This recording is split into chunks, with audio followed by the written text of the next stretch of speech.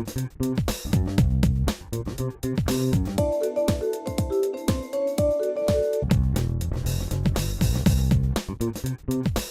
le bonjour à vous toutes et tous, Frédéric, bonjour. Bonjour Maria. Nous sommes ici dans un lieu magique à Vézelay, la salle gothique de Vézelay, magnifique lieu où il va se passer plein de choses ces jours-ci avec une belle exposition.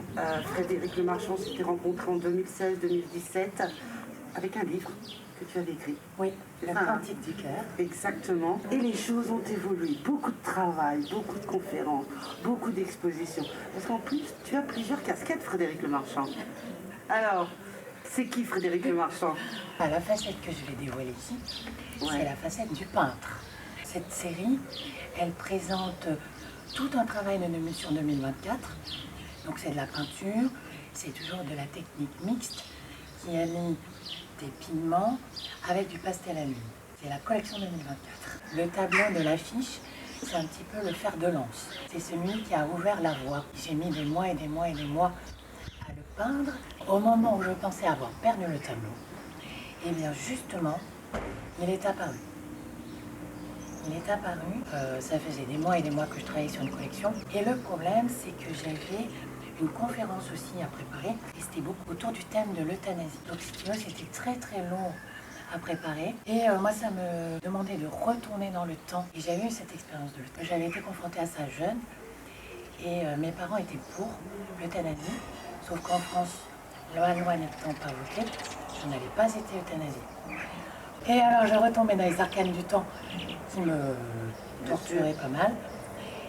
Et j'avais du mal à sortir un tableau nu.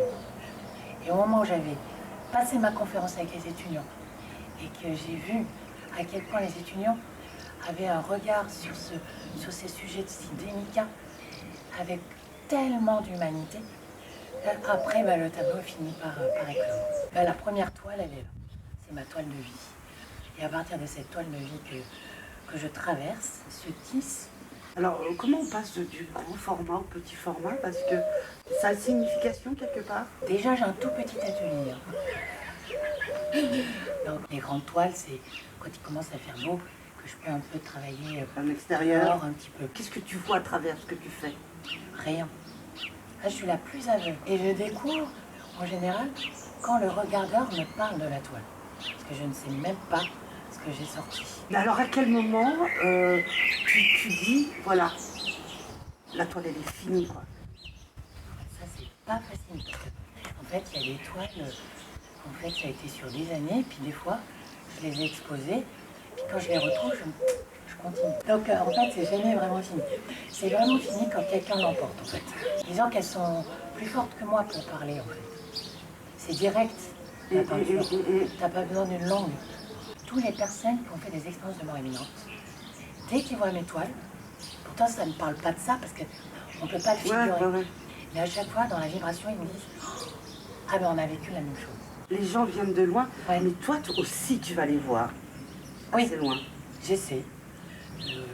Oui, j'essaie Et tu as besoin voilà, de témoigner. partage Oui. que j'adore quand je vois le travail que tu fais entre la musique. Ça c'est magnifique. C'est la vibration sonore qui s'incarne dans la matière. Mais je suis juste un instrument. Qui sont les personnes qui travaillent avec toi? Alors, deux charmantes collaboratrices, c'est Sarah et Marie, qui sont tout le temps avec moi dans les stages, dans les expos. Et on peut te suivre sur les réseaux. Oui, on peut me suivre, j'ai mon site internet, où tout est écrit dessus. Voilà, il y a des Frédéric magnifiques Le photos, Marchand. il y a des vidéos, il y a tout ce que vous voulez. Et elle est super géniale.